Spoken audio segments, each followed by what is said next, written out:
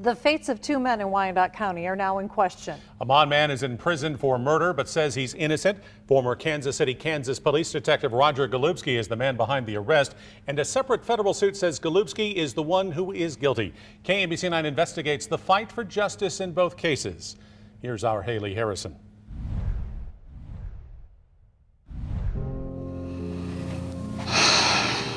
It's mind-blowing. Shamika Blackwell is in love with a convicted killer. We try and talk once a day. Her boyfriend, Amon Man, is serving life at Lansing Prison for murder. When it first happened, he just didn't even think in any way that they will be able to pin it on him. He thought he was literally going home. Amon admits to being a drug dealer in Kansas City, Kansas when Robert Diaz was murdered in 2000, shot 7 times at close range. 21 years later, Amon maintains he wasn't there. Fingerprints were found at the scene, but they weren't Amon's. No blood was found on his clothes. And the key witness in the case was a rival drug dealer. Detective Roger Golubski and former KCK Chief Terry Ziegler investigated the case. And it was always Golubski and Ziegler.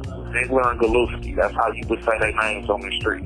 On the phone from prison, Man claims he was framed. I know that I didn't do this. He points to this notarized statement from that same eyewitness in 2011, 11 years after the murder. I claimed to be a witness to a murder in the Amon Man case when I wasn't. I testified in open court because I was forced by detectives to. Claims like these are numerous against former Detective Golubski, who is now the focus of a federal criminal investigation. And a federal suit claims he had a reputation of being corrupt. I grew up in an era where we heard stories about Golubski, and to be involved with it like forefront, like it's scary. It's like a movie. Court records allege Golubski engaged in improper and illegal acts to obtain unreliable and often falsified evidence for the purpose of closing cases and intentionally protected certain notorious drug dealers.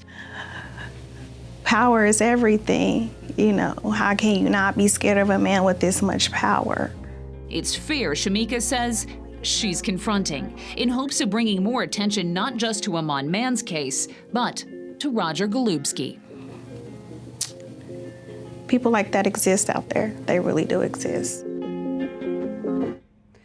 Now, the Kansas Supreme Court denied Man's appeal nearly 20 years ago. The civil trial against Roger Golubski is set for a year from now. That case is being brought by Lamont McIntyre and his mother. McIntyre was exonerated of a double murder in 2017.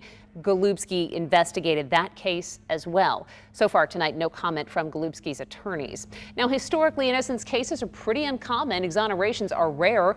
Only 54 people in Missouri and 14 people in Kansas have been exonerated in the last 30 years. That does not include Kevin Strickland